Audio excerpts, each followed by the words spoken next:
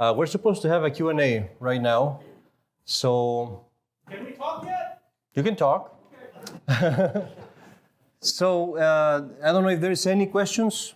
Now, I would say before we begin that take into consideration I'm a 3-year-old priest, fresh from the oven, so I might not know one or two that you asked me, but are there any questions that need to be asked? Or should we just go ahead with the talking and get ready for it? About anything, really. Yeah. This is the time to put me to the test. That's why there's no video. I have a question. I know there's a for Alabama over frozen embryos. Where does the church stand on that? The teaching of the church regarding any kind of operation like that is this. Whenever there is anything that you're doing that goes out of the natural process of reproduction between a man and a woman, there would be immorality. So that would not be allowed. Just to give you the quick notion why, and I have to be delicate here, I'm not sure who's listening. But say, for example, in vitro, they take the element of the man, the element of the woman, they put them together into an embryo. And usually the process, correct me if I'm wrong, if anybody knows, as far as I know, what the doctor will do is they will put several embryos, frozen. And then you choose, which ones you're going to use. The rest of them are discarded. Now, they might have different takes. Maybe some doctor is ethical and they say, well, we're not going to discard them. Still, they have to do several. They always do. I don't know of any that just does one. But even if they did just one, the fact that you have to do that, you have to collect those things in an unnatural way and reproduce them in an unnatural way would make it unlawful. Now, there is all the moral consequences of that too. Say, this is something that could happen. Some person does this, they have 5 frozen embryos, they take 1 or 2, it costs a lot of money to take that, to do that, the insemination and all those things. And then what do you do with the rest? Do you discard them? Do you have them later? Are you going to pay the money that it takes to take care of them?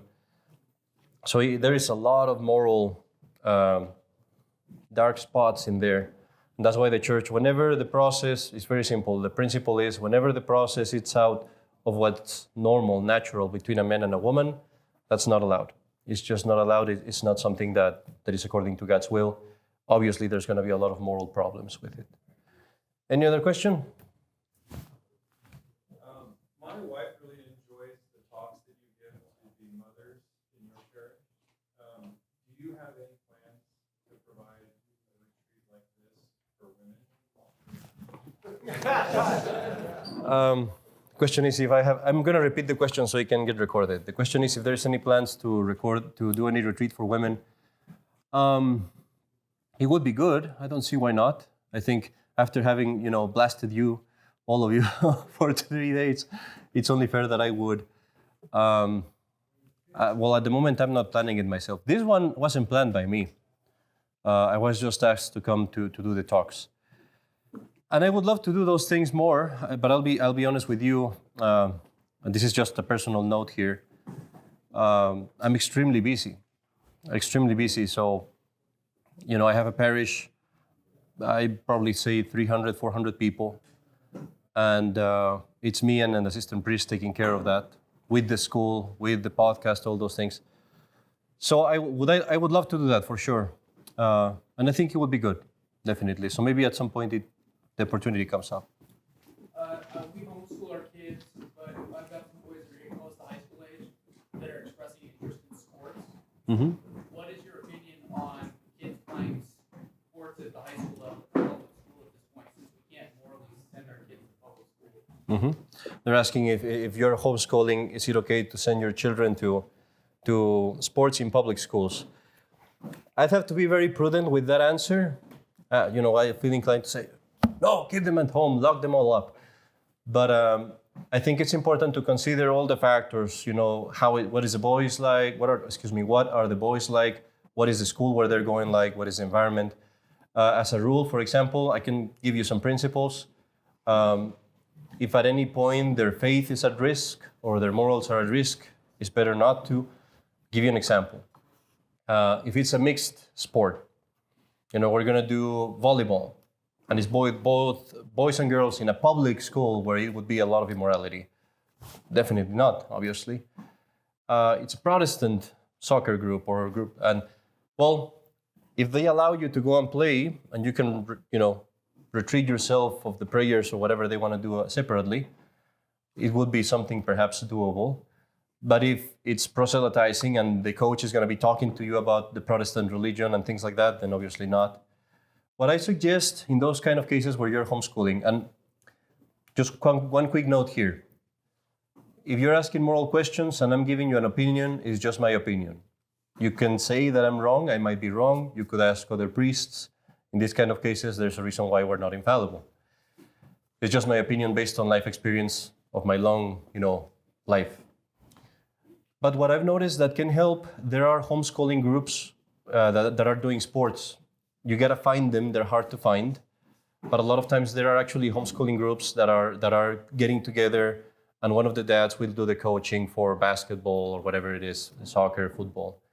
So I would say this, considering your boys, talk to the priest that knows you best and talk to them about the particular situation. We want to send them here to this place where there is this and this and that.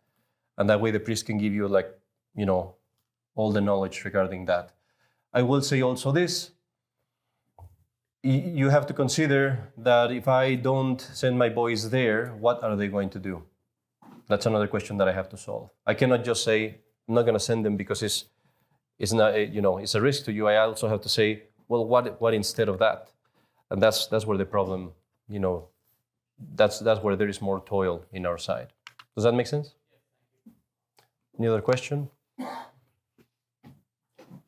Yes. Top 5 book recommendations. What's that? Top 5 book recommendations.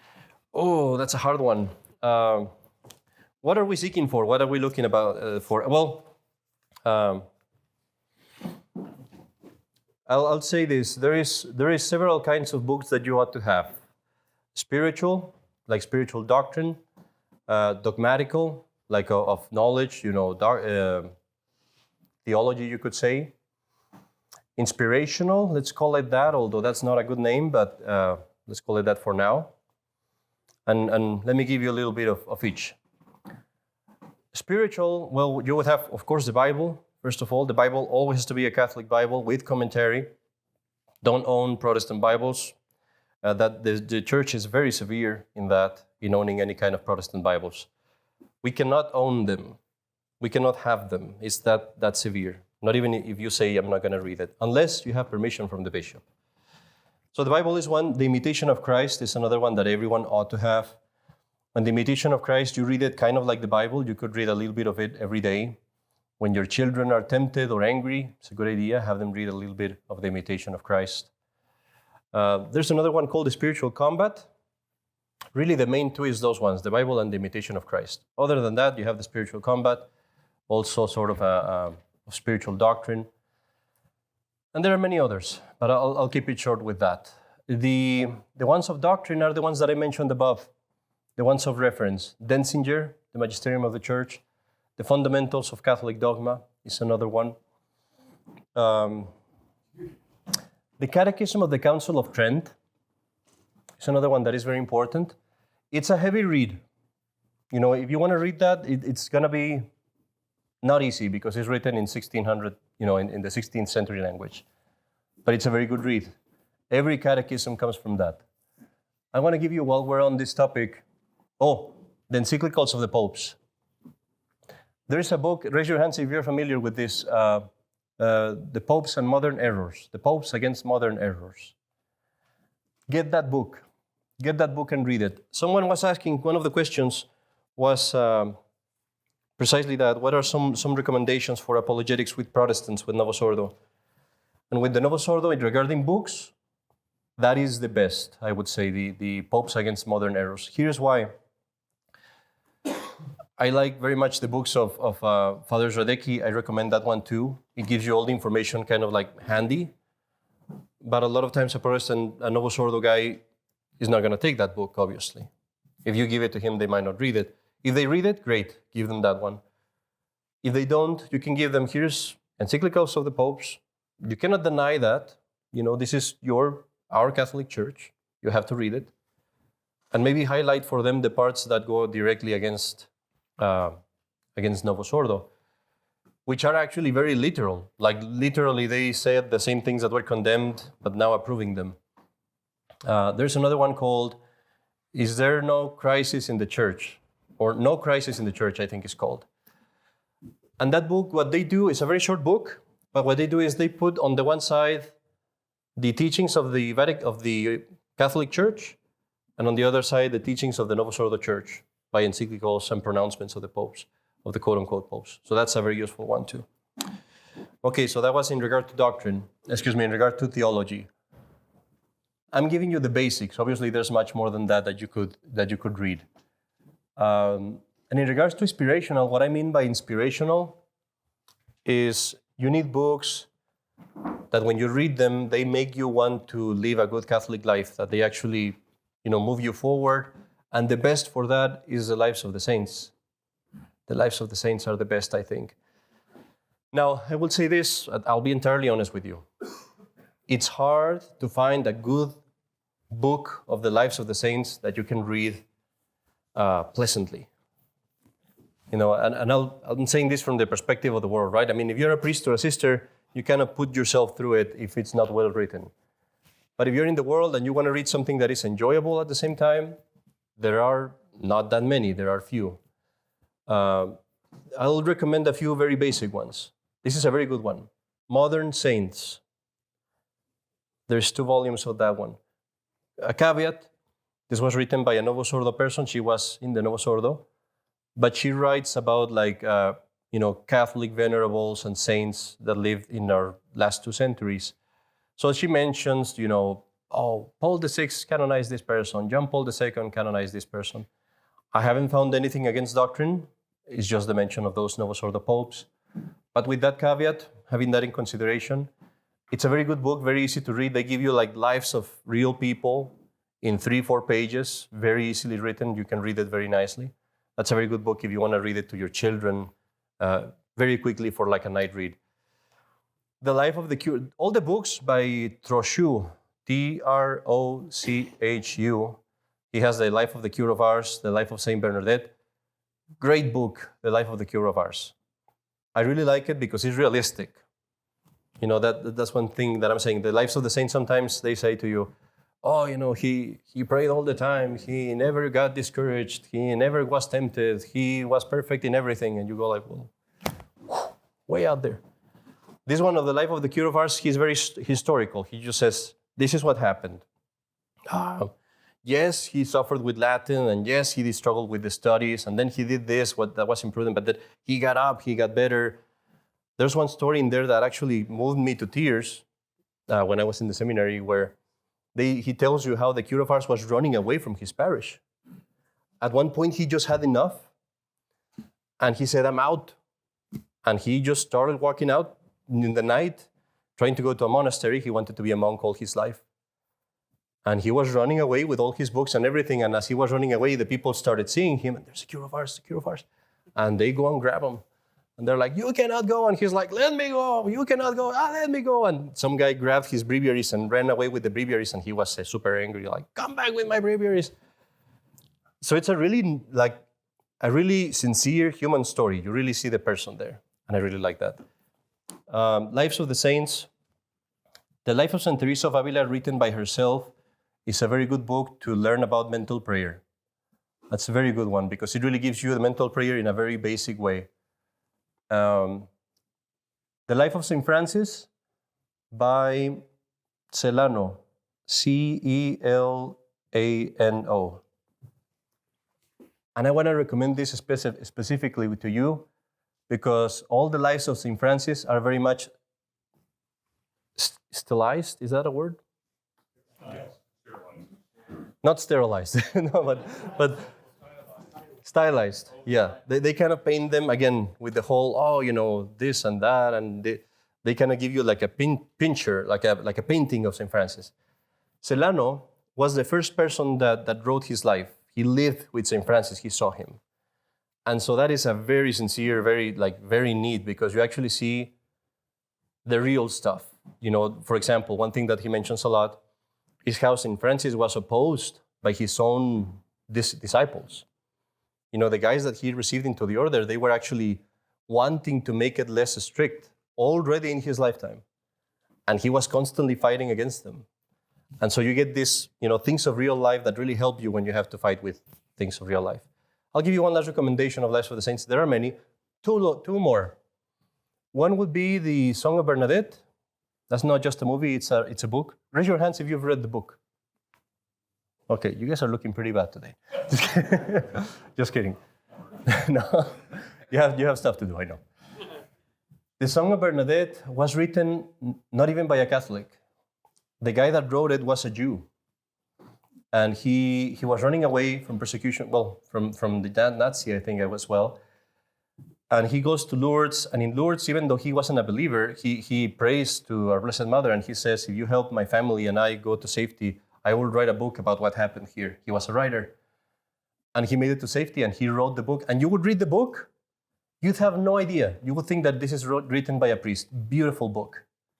But then he tells you that, no, this was actually, at the time that he wrote it, at least, he was a Jew. I don't know if he converted. But still a very good book. It's approved by the church. And the last one that I would recommend, and this is a very impressive book, is, there are many. You can ask the sisters in your parish. They will know a lot more as well.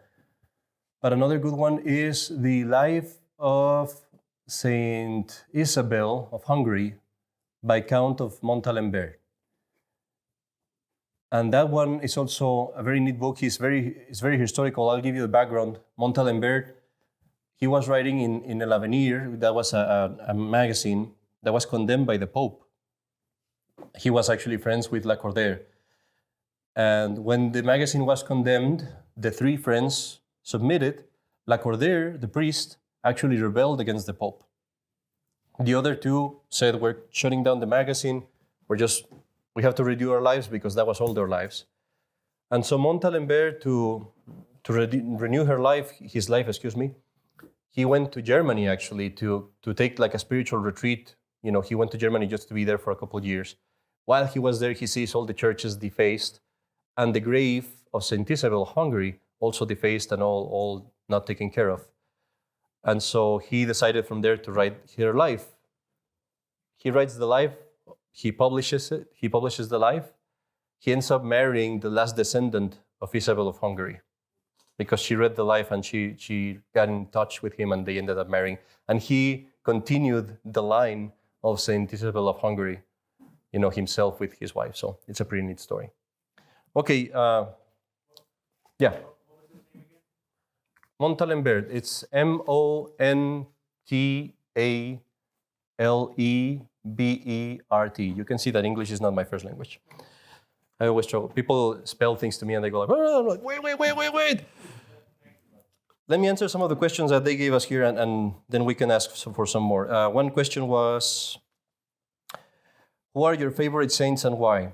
Well, obviously, our first favorite saint should be our Blessed Mother. That's the first, number one, Blessed Mother and Saint Joseph. For me, I really like Saint Francis. Part of the reason why I like Saint Francis is for what I was saying. He was a very strong man, very resolute. He fought against other people for what he wanted. Not what he wanted, what God wanted him to do, I should say. And entirely absolute. Francis wasn't like, halfway here, halfway there. He was like, this is it. This is what God's calling me to do. Another favorite one for me would be Saint Teresa of Avila, for the same reason. I'm very devoted to Saint Gabriel of the Sorrowful Mother. He had Saint Gabriel of the Sorrowful Mother and Saint Gemma Galgani. I have like 30 patron saints, but I'm not going to go through all of them. Saint Gemma Galgani and Saint Gabriel of the Sorrowful Mother, I find them very interesting because they never got their dreams fulfilled. And I thought that was super interesting. Saint Gabriel, here is this saint, he wants to prepare to be a priest, incredibly saintly man, and he dies right before ordination. And it really hits you because, a lot of times we go like, why is this happening to me? I haven't done anything wrong. Why am I not getting my $1 million house and all these things? And you look at these guys and life, a lot of times God's plan for you is not that things work out in your perspective. And he died before becoming a priest. Same thing for Gemma Galgani. Gemma Galgani wanted to be a nun all her life wanted to be a nun. Struggled, talked to people, fought over it, and she never became one. Yet, she became a saint, and that was God's plan for her, that she never became a nun, but she would become holy like that. So I really like those two examples of how, like, a lot of times it seems like things are not working out for you, but that's God's plan. I'll take one and then I'll go to another. Another question from anyone? Okay, I haven't received the sacrament, so may I, Father? Yeah. It's about these cell phones, mark of the beast, heretic. Now, if we take our phone, are we walking out of here with the mark of the beast? And are we damned as heretics? Go back to our phone. Yes. We've had 3 blessed days. I didn't think I could do it, and I definitely don't know how I can separate myself from the devices. That is the controversial question, because here I'm sure we are all going to have different opinions probably, but I think it also depends on each person. And I will say this. I know people that can have a phone and it's not a danger for them. You know, many priests have their phones, not a danger for them. They just have it, they use it. I mean, these are guys with incredible self-control and a lot of grace.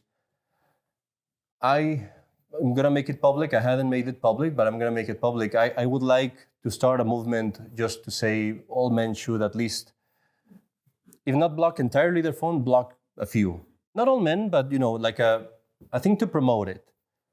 It's not just a matter of whether if I have problems with purity or not. It's a distraction that it's unnecessary. And I'll tell you what I do. And I'll share with you just outright, you know, what is my story with that. During the seminary, I didn't have a phone. I decided to go without a phone during the seminary for many reasons. One of them was not to clean fish all the time. That was a joke.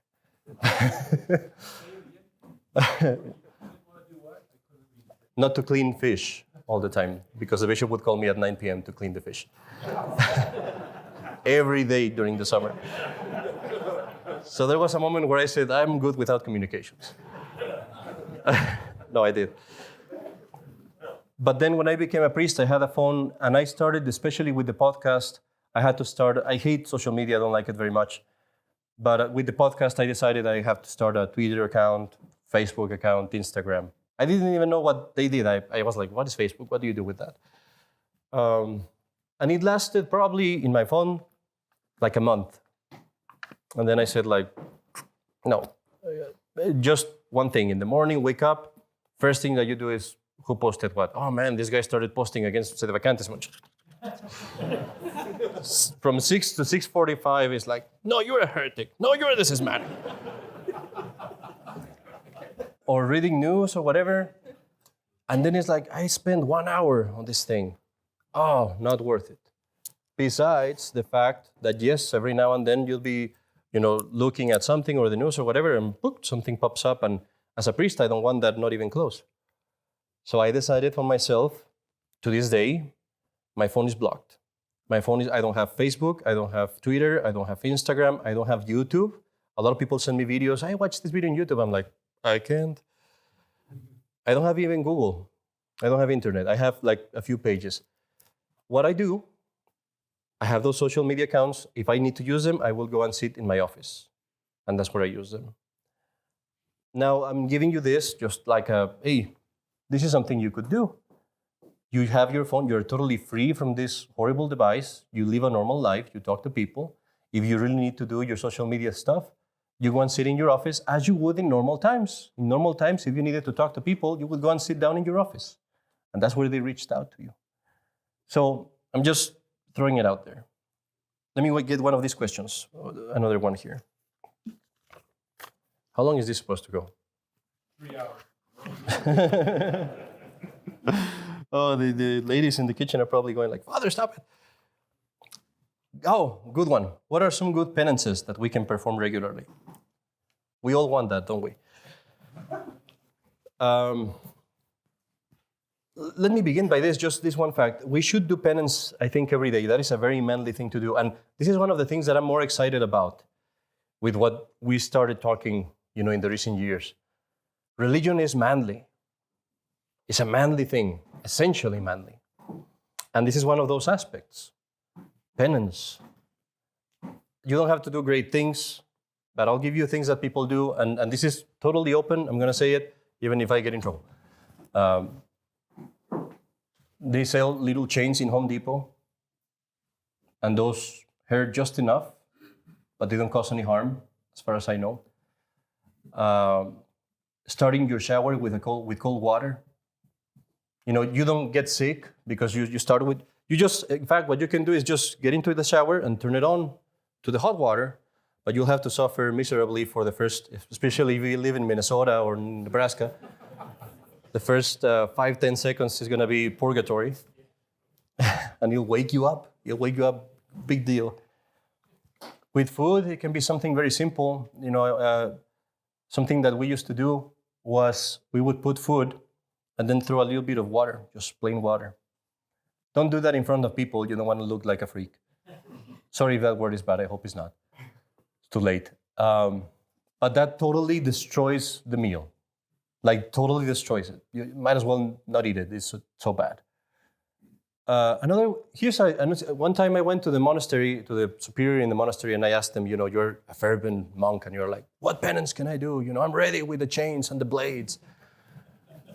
And he said, don't lean on anything. When you sit down, sit up straight. When you're standing, stand up straight. Don't lean on anything. I was like, come on. I'm not that weak. Holy cow. Try it. After a while, you're like, I can't. And it's actually very good for your back. To this point, actually, now I went back to not doing it. I should probably go back. It's a very good penance. Nobody knows that you're doing it. And it's you constantly remind yourself that you need to do penance. The other one is, the ones that we read from the children of Fatima, to put a little rope, one of those ropes that come from like farms and barns that are really, really, what's the word for that? Rough, of course. You want inspiration for penance? There's a book, another good book, The Whole Truth About Fatima, except for the last one. The last one goes into prophecies and it's really weird. But the first two and three are pretty good. And in that book, read the part that speaks of Jacinta. Holy cow, that makes you feel small. Jacinta, this little girl, 9 years old, and it just puts you to the ground. It's like she's, having the rope all night and all day. Our Blessed Mother had to appear to her and tell her not to. Fastings, all kinds of penances. I don't even remember them, but I remember reading it, and I just felt like, holy cow, I'm a nobody. So those are a few. Another question, someone give me one. How will we know we have a true pope? And how do you see this whole ecclesiastical issue resolving itself? What are we willing? Thank you for that. Thank you. That's why I don't come to the Fatima conference. No, so this is my opinion. I need to make this very clear. It's my opinion. I don't know if the other priests share it or not, but I think it's important. First, I guess the first question that we need to ask is there going to be another pope? We don't know. We just don't know. Anybody who says yes or no, we don't know. That's not something we can tell. How will we know when we have a true pope? I'll give these conditions. Let's say that people start saying, the pope converted. We can go back. What are the conditions that need to happen? He needs to reject the doctrinal errors of Vatican II. Like explicitly. Say, Vatican II was wrong. These were errors. We condemn them. We condemn everyone who followed them. From now on, if you want to be Catholic, you have to condemn these errors. Anathema. The doctrinal part.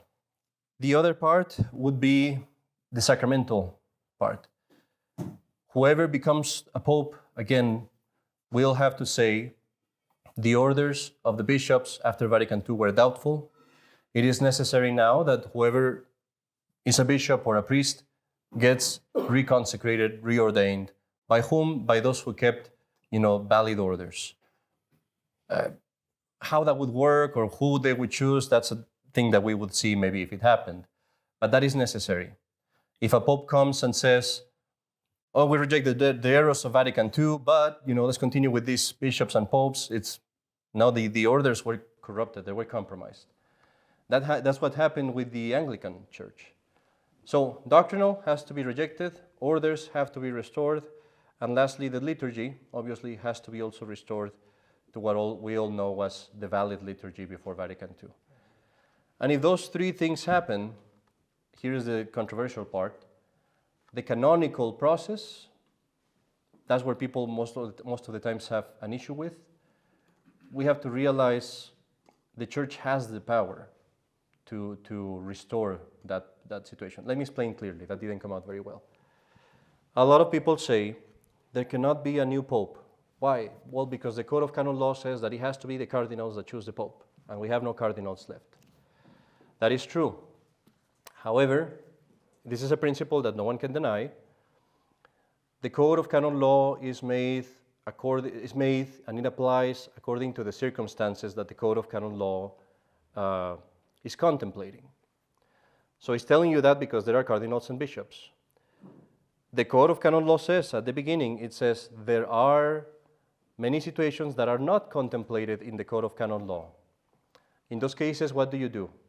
You go to what the church has done in the past, you go to the intentions of the legislator, you go to other instances of the law that might apply to that situation, and lastly, you go to the famous epikeia, to canonical equity. Where I'm going with this is that if someone troubles you, especially in the Novus Ordo, and they say, well, according to your situation, there can be no pope. That's not true. The church always has the power to elect a pope. How? That would remain to be seen. But it's always possible. That doesn't mean that we're going to elect a pope. Why? Because that has to come from the will of God, not from our main crazy ideas. And the thing is, we have to be aware of the fact, this is the part of the speech that is probably getting me excommunicated from the CMRI. No, that's not true. I hope not. We have to be aware of the fact that what we are living is a punishment from God. And it's not going to go away through our efforts. Our prayers and penance, yes, but not through our desires to do this or that. It's going to go away only when God removes it from it. And you have a parallel of this in the Old Testament. When the Hebrews committed idolatry and they rejected the covenant with God, you read this in the prophet Ezekiel.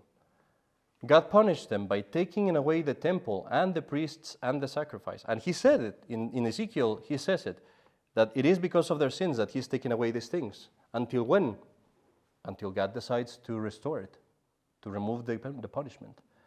That happened in the Old Testament, and we're living it today. So long story short, the election of a pope would be possible if it's God's will. The conditions are the ones that I mentioned. And we always have hope, but it's all in the hands of God. I hope I don't get excommunicated again. Let me take one of these. Sorry, ladies from the kitchen. We're almost done. How does one progress from the illuminative to the unitive stage? This is a very mystical question, in truth. Let me just say this. I think it's very important that all men practice mental prayer. You are not going to improve your relationship with God. You're not going to receive great graces. You will, but not as many, if you don't practice mental prayer. There's just no way around it. You might say, well, I'm a doofus, I can't meditate. It's not about that. Try to practice mental prayer the best way you can. Ask your priest how to do it. Try to get some books about it. You don't need that much. Just try to practice mental prayer. When you practice mental prayer, you start really getting to know our Lord. And there are times where you really see, not with visions, but you really see things that you hadn't seen before. And little by little, you start becoming closer to Him. And the way to pass from that to the unitive part is, as St. John of the Cross says, just being faithful to grace little by little. God starts demanding more of you in a good way. He starts saying, you need to pray more. Here is this suffering, take it. Here's that cross, take it. And little by little, that union just starts happening. Huge things happen when you get into the spiritual life really deeply and you really do mental prayer. You would think that's not going to happen to me. Definitely happens to you. You just have to really go for it. And I'm talking about, I'm trying to think of an example, but imagine the difference between being in the womb of your mother and being born. Like it's like you can be a mediocre Catholic or a Catholic that does mental prayer, and just God puts you in like this whole new level that you didn't even know existed. And it's really neat, and it gives you also a lot of graces and beautiful things for your life. So there is nothing we can do to make God give graces to us, but dispose ourselves and to transition from the stage where we're learning more about God, about the faith and all those things, to the stage of mystical graces, which are available to us. All that we have to do is just be faithful to grace and not give it up, not drop it. If at some point you stop praying, you stop your mental prayer, you stop your reading, and you were like, oh, I totally dropped it. It doesn't matter. Get it again. Go back at it. That's happened to me a lot of times, where I go for like a month or 2 weeks or 3 weeks, and it's like all my spiritual practices went out the board. Not all of them, but many. And what do? Just get up and grab them again, because I know I need them. The same thing that you do with your health. Exercise, eat well, sleep well. If for a season you don't do it, you just go back at it. Okay, another question. Yeah. I remember in a sermon you gave, it might have been a month or two ago, but you mentioned the importance of guiding young people, especially including those who might have a marriage vocation, and maybe setting up events for young adults and such. What are some examples of what you have at your parish in Colorado that promote that? I only say the things, I don't do them. No, just kidding. I've tried, but as I say, it's really busy. What I try to do in my parish, I'll just say there is a youth event, and we're going to get all the boys and girls together, and everybody, I have to be there. I'm not going to leave them alone. Someone has to be there. And we're just going to hang out, and I'll be honest with you. I bring them, and they don't know how to have fun. And they're all just 40 boys and girls, and they're all like,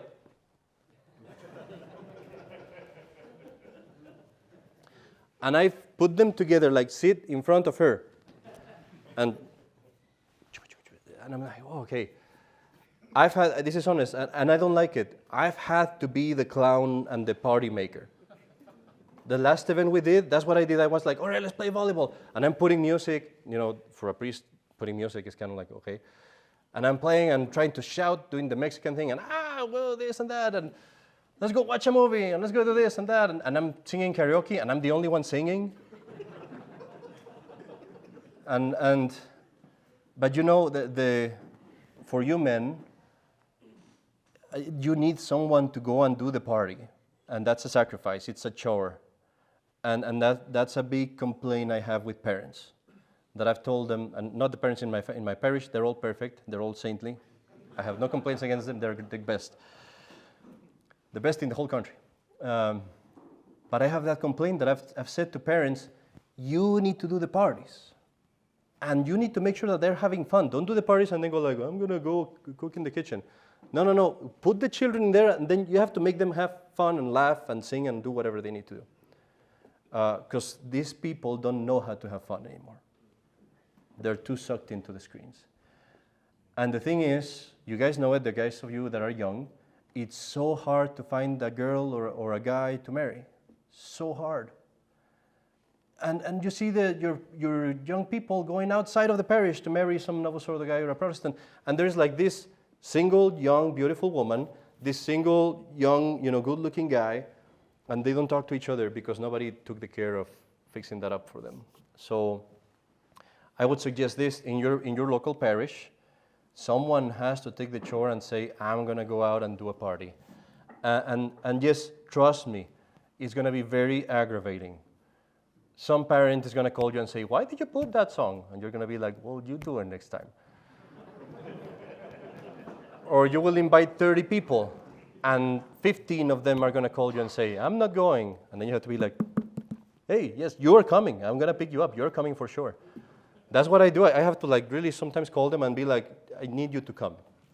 But I don't care. You come. Or you're not going to confession tomorrow.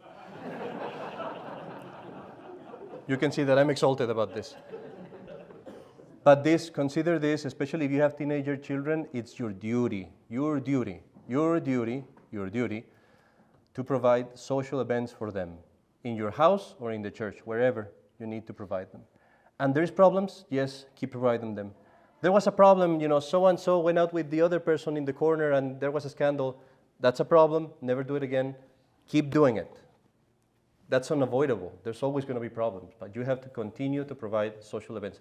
Be more watchful, but no matter what, we have to continue to do those things because our children don't have that opportunity anywhere. Now it's better. Now we have a lot more people than before. Let me give one really quick here. Can you make any recommendations? This is the last one from the reading ones. Can you make any recommendations for apologetics with Protestants and Novus Ordo? Tactics and books. Let me talk about tactics first. Don't engage unless you see a door open. That's very important. If you go to Walmart with a board and you go like, hey, convert, everybody. That's not how it works. St. Paul speaks of this in the Bible. You need to see a door open, and then you need to be ready. As soon as the door opens, you have to be ready to defend your faith. What do I mean by door opening? Well, this Protestant uncle that I have never talks to me, never talks about religion. One day he says, you know what, my pastor, I just heard that this horrible scandal. I don't think I can go to church anymore. Door opening immediately. Okay, let's talk about this. Or Novus Ordo friend. Man, I just read about this thing that Francis did. Door opening, that's where I go. But if they never talk to me, I know that they would not listen to me. That's a door that is closed. There's no point in me, banging and ramming in there. That's one thing. Be very charitable and be courteous. A lot of times if you are getting heated and you're shouting at the other person, you have to understand we're all people. At the moment that you start shouting to someone, they close down. So you need to be friendly. And a lot of times, I'm talking too much, but this is kind of my job here. Men are very different than women. We also need to understand that men react, most of us, by arguments, by courteous and respectful arguments.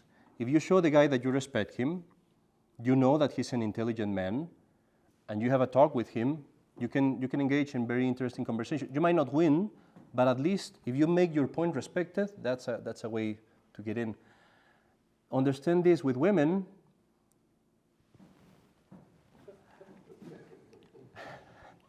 There's no way to stop this conversation now. Women are intelligent too, but they base themselves more in emotions. There's just no way around that. It's very true. And I can tell you this, me as a priest, I can go to this lady, Novus Ordo lady, and tell her, look at what Francis did, and here are the encyclicals, and here I'm putting them side by side. And she will say, yes, that's true, Father. Are you going to come to the church? No, I really like my church. I have a really good group of people there. The priest is very kind to me. But you agreed to what I said. Yeah, but the priest is so kind to me. If I do all those arguments, but if I say, can I visit you every week? Yeah, Father, of course. And I visit her, and I come and talk to her, and I spend some time with that lady. I'm talking about like an old lady that I know. And I just listen to her, and she's like, oh, Father, you're so kind. I'm going to move tomorrow. We'll get you some guys to help you out, what the bishop always does. We'll help you out. We'll come over here. You win their heart, and then they say, oh, these are good people. Would you like to come to church on Sunday? Sure. What about our position? I don't care about your position. What position? Okay. And yeah, later on, they understand that and everything, but we all have different approaches, and with women, you have to be aware of that fact that you will win them much more by example. With a man, you will win them by example and also by arguments. And regarding books, when it comes to Novus Ordo, I told you the encyclicals I think is the best, because that they cannot deny. That's undeniable. You can show them the encyclicals and they have to recognize this is absolutely contrary to what Vatican. The encyclicals and the Vatican II documents.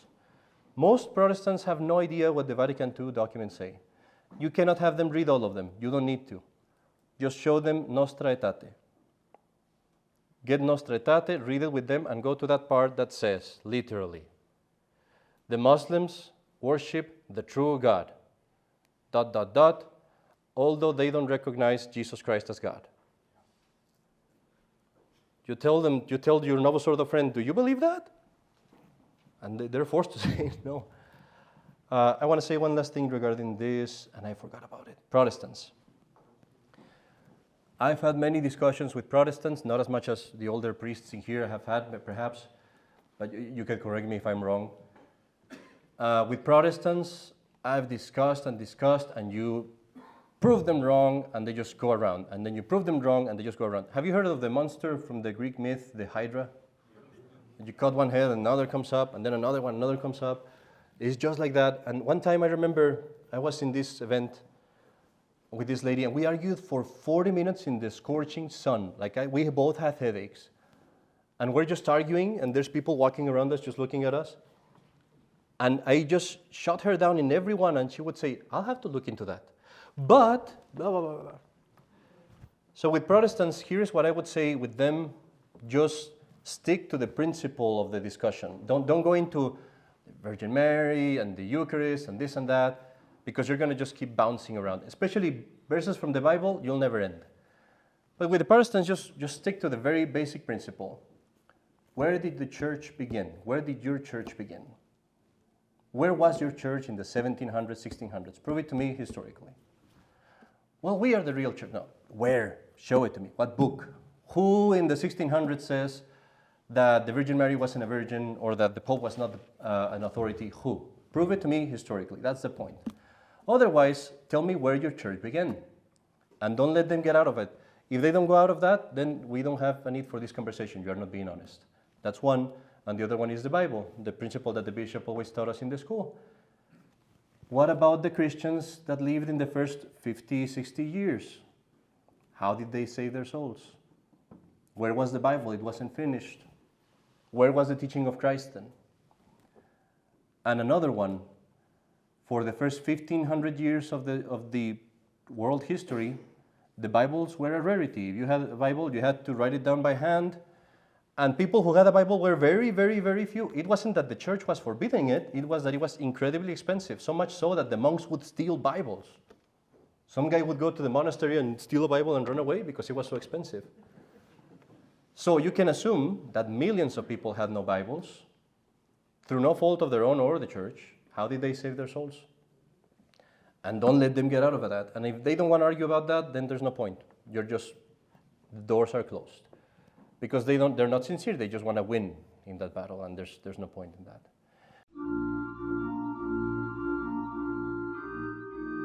Thank you for listening to the Catholic Wire.